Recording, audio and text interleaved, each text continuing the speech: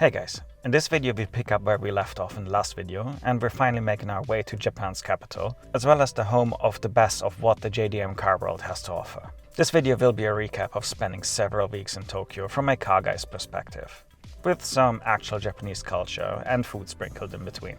The way I like it simply, and the ideal composition if you ask me.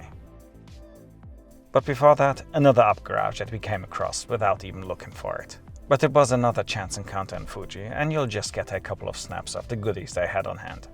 Plus, who doesn't love car parts?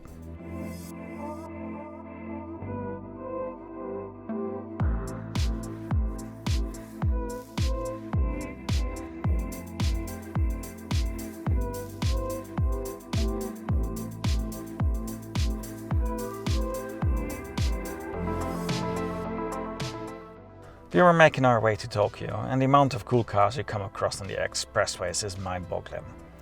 95% I'd say I don't get to record because I either don't have the camera on hand, am too busy driving, or just am simply too slow. We took a break every now and then and checking out what the PAs had on offer, and we arrived in Tokyo a short while later. We literally just dropped off our things in the hotel and dove straight into the car life. This R34 needs little introduction and belongs to my friend Takashi. And for those that don't know, this might be the most well-known R34 on the planet, with countless features on websites and videos. I've been friends with Takashi for a decade, and apart from being the nicest man on the face of the earth, he's also the most well-connected person in the JDM car scene in all of Japan. He knows everyone. Our first destination was heading straight to Daikoku Futo via the Wangan. What else?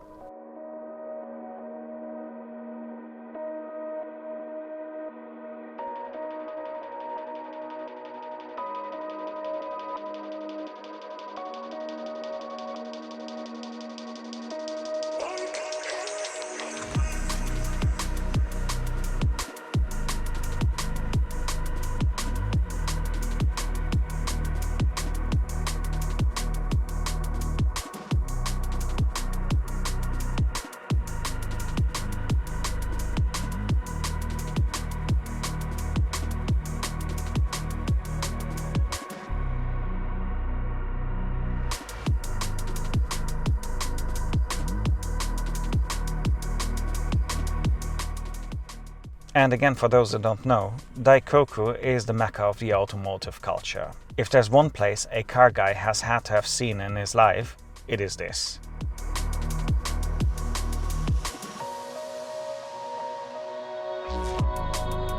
I've had the pleasure of seeing Takashi's car a few times in person now, and it is one of the reasons why I've gone and bought my own R34 years ago. But I'm always blown away anew seeing how low he actually rides this thing. His front fenders are custom metal-made works of art. In the meantime, Takashi's friend with his incredible 930 Turbo has arrived. It has a one-off custom slant-nose body kit and is immaculate inside out. The owner, Osamu-san, is an old-school Midnight Club Wangan racer. He's a real deal. Don't worry, there will be many more shots of his amazing car.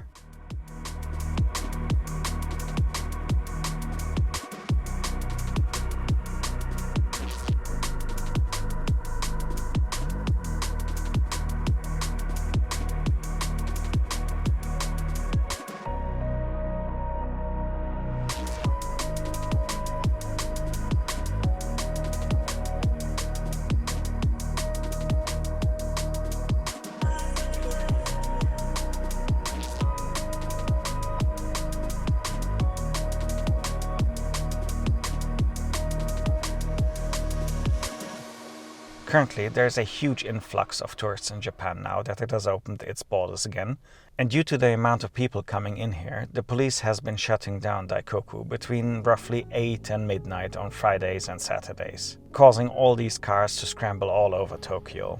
So, we were also headed out together with a few of Takashi's friends.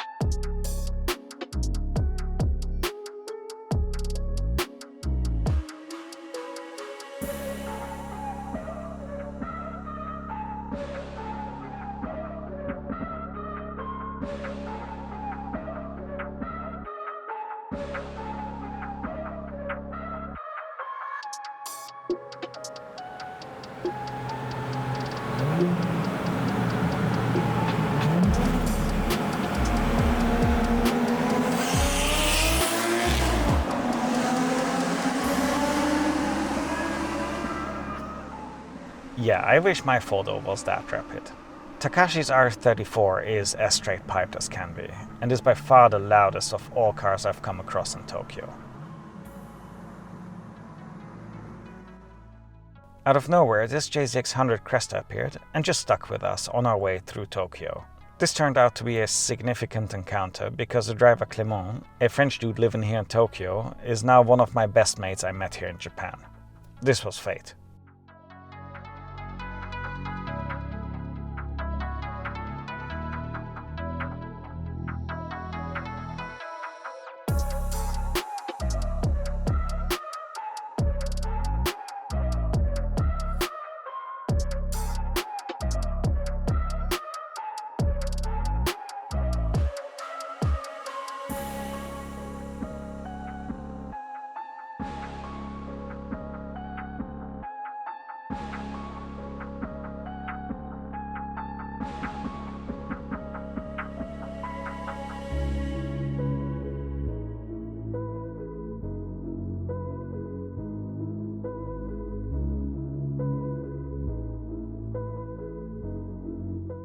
We drove right into the heart of Tokyo and parked up right next to the busiest crossing in the world, in Shibuya.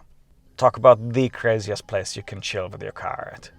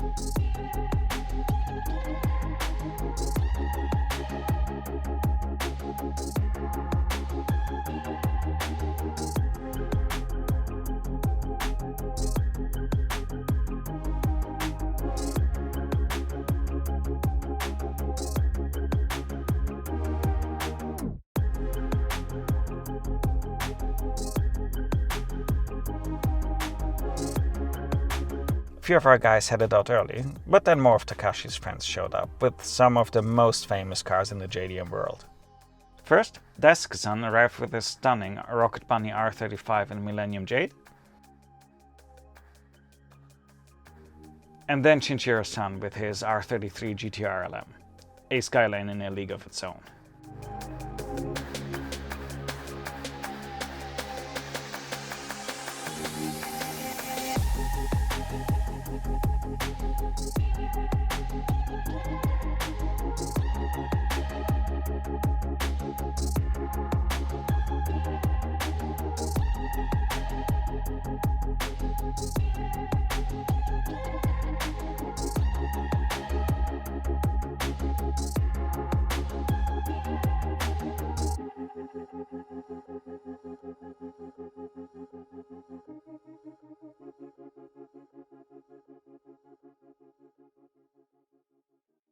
And since it was already 1 AM, we figured we'd head back to Daikoku, as it was open again. So that's what we've done.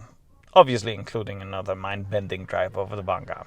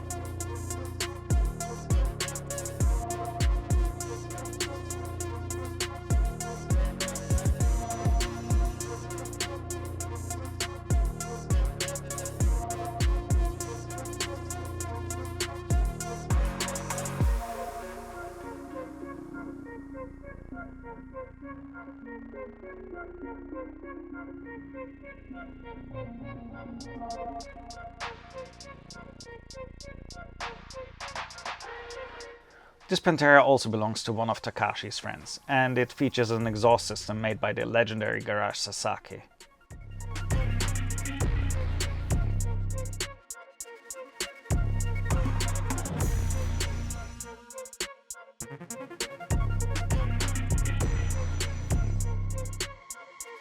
We called it a night at around 3 AM, and as you can see, the place was still loaded. People just kept coming back with their cars after it opened up again. We all dispersed on our way, and I was pretty content with the outcome of our first night in Tokyo. Good freaking start.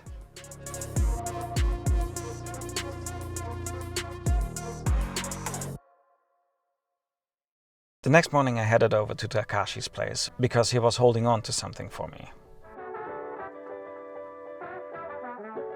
I had an alert set up on Kruba, which is UpGarage's online marketplace, for a set of work wheels.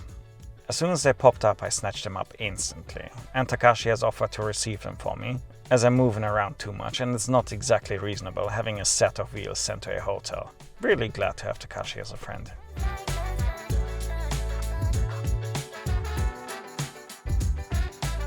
We packed up the wheels and gone to get some food at an amazing Italian-owned ramen restaurant quite a bit away from central Tokyo. There are multiple YouTube videos on this shop, and we just had to try it. Suffice to say, we were not disappointed.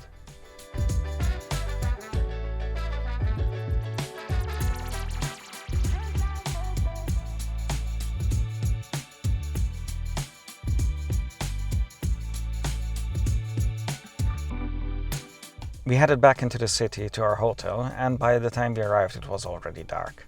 But I really had to start prepping the fenders. I sat up in a remote corner of the parking lot and rolled my fenders. Well, rolling in a sense of using my breaker bar to get the fold started, and then using a hammer to finish it off. You know, whatever it takes to make these wheels fit. Unfortunately, the tires these wheels came with were almost a decade old and brittle as hell. So I ordered a set of the coolest tires I know, which I did not have before because they are not available in Europe. But because they would take a few days to arrive, Maria and I would go about our days checking all different districts in Tokyo until they arrived.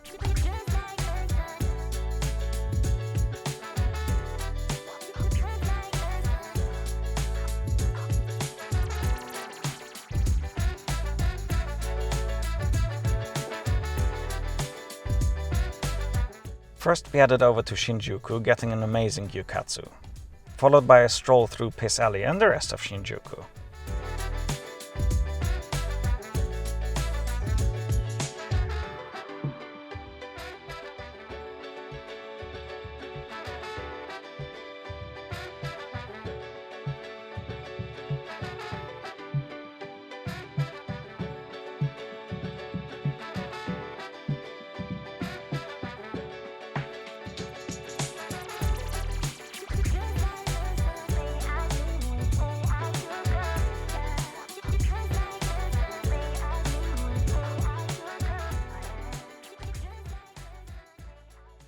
One of the days we headed out to Harajuku in the early evening to get an early sushi dinner and walked all the way over to Shibuya to walk around and take in the atmosphere.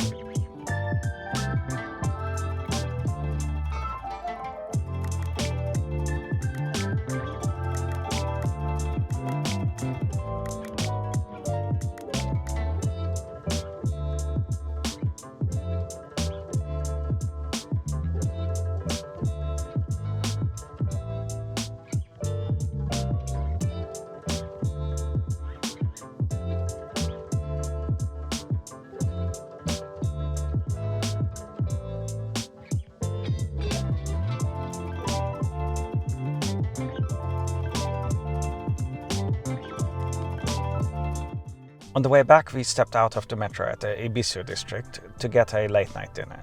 There's great ramen to be found all over the city. This is what we've been doing pretty much all the time. Step out a few stops early in a less busy city district and get a nice late-night snack before bed. Like this one in Meguro.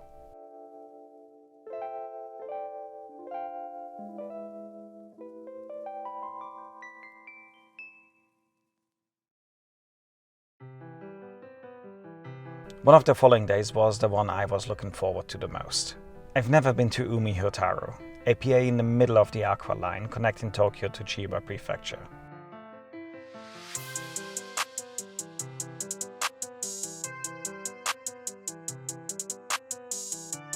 The entire Tokyo side of the Aqua Line is underground, and just before you reach the PA you get above ground.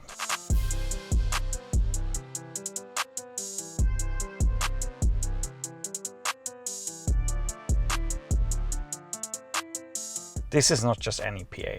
You can literally spend an entire day here. There are shops, restaurants, and plenty of space to just chill out and enjoy the fresh air.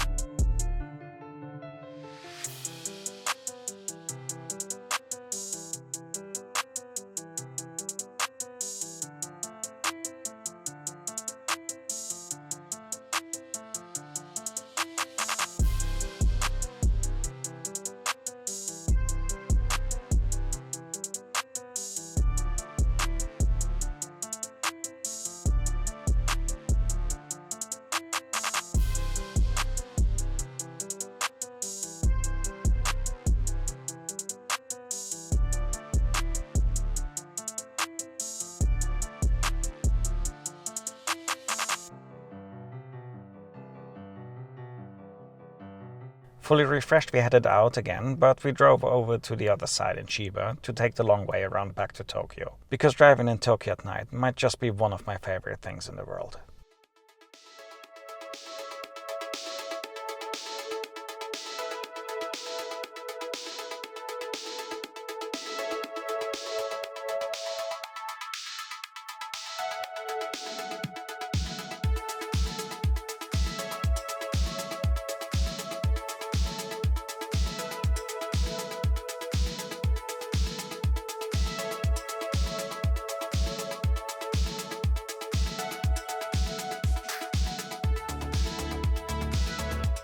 Another day, we took the metro into the city to check out the Tokyo Tower.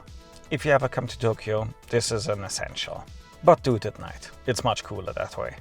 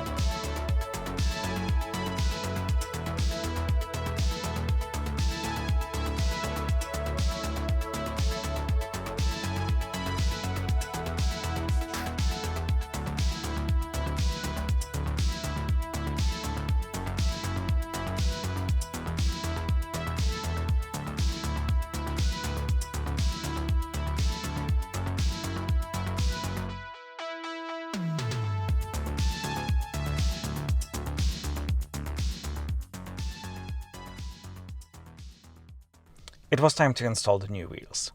These are Werkmeister S1s that supposedly came off a GTR and are 19x10 front and rear, with slightly different lip sizes due to disc types. I sniped them off Kruber, as previously mentioned, for just over 1000 USD, including the old tires.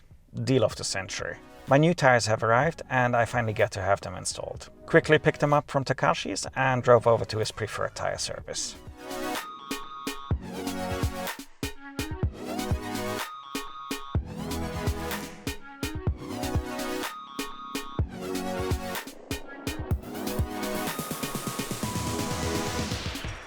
I opted to go with a 245/35 size over the 265/30s it came with, because I had minor doubts it would fit easily. But turns out there was ample space. But even so, this tire size looks fantastic on new wheels. I also sold the other wheels back to UpGarage, and funnily enough they gave me even more than what I paid for them originally. Anyway, it wasn't even noon yet, so I had another stop for that day.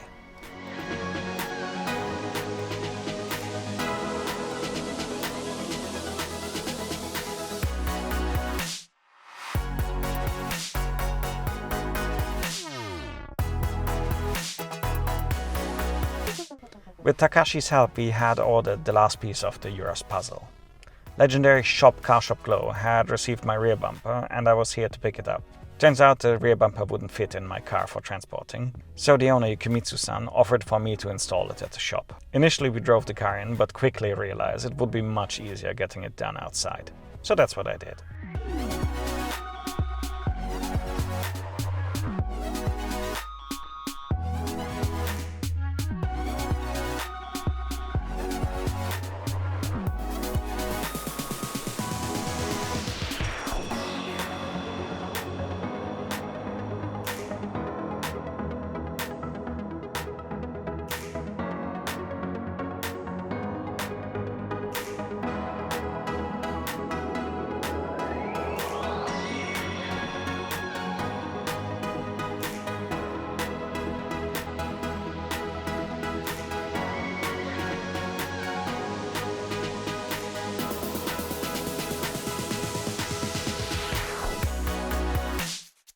While I was in there, I figured I'd max out the camber in the back quickly to make some more space for the new wheels as well.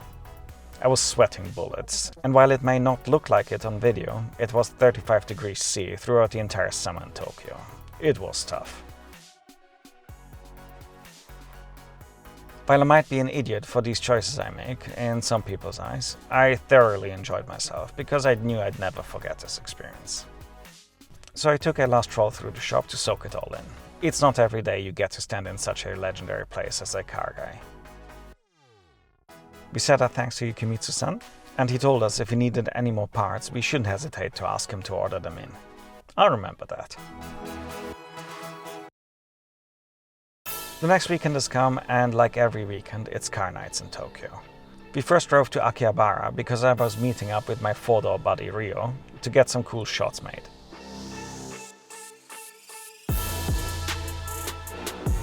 I had already seen his R34 at Fenderist event, which I covered in a previous video. Go check that out as well if you like. It's in the cards.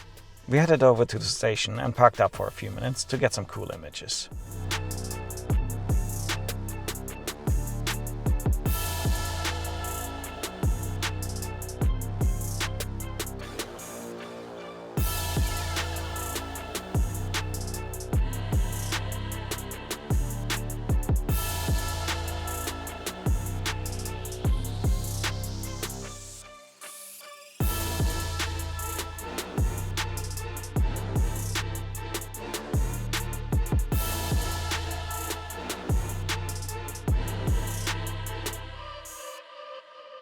Of course, this is also a very popular spot for custom cars, so there were constantly cars coming and going.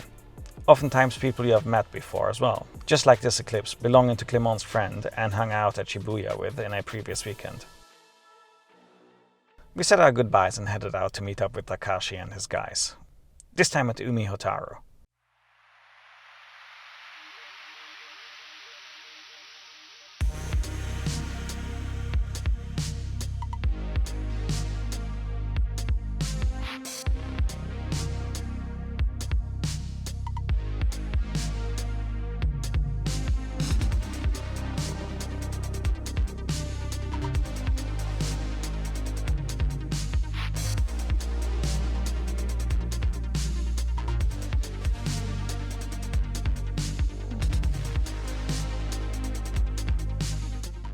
Like on most weekend nights, Umi Hotaru was loaded with cool cars.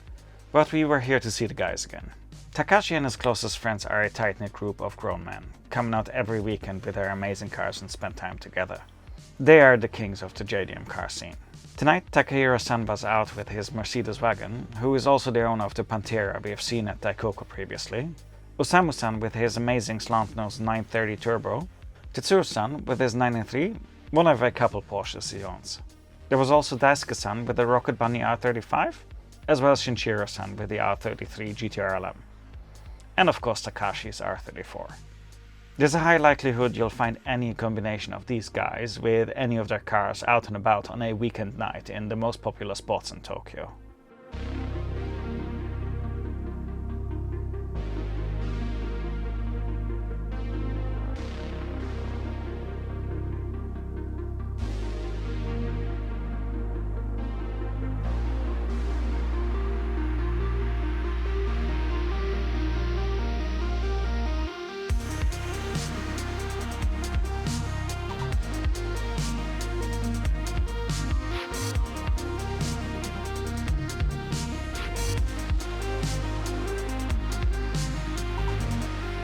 We got ourselves a quick dinner at the shop, and while the guys were fixing an electrical gremlin, we prepared to head out because our first Tokyo stint was just about done and we'd be heading out the next day to explore the rest of the country. I really hope you enjoyed the insight to what Tokyo as a car guy looks like, and I'll see you next time. Bye.